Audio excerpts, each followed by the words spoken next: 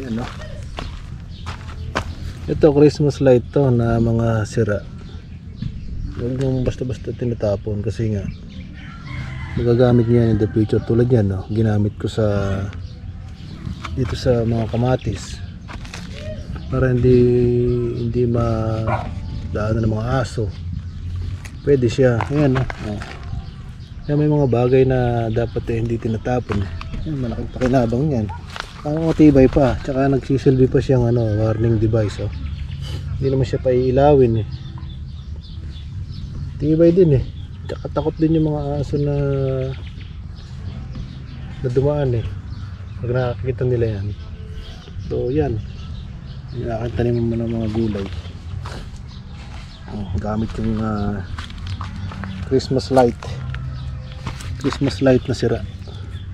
Pwede na yan, oh. Tapos gapangan din. Bigyan mo tukod. Pwede.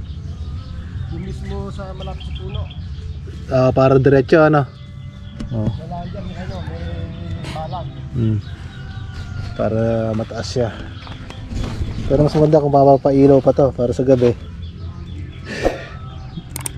Yan. Yun.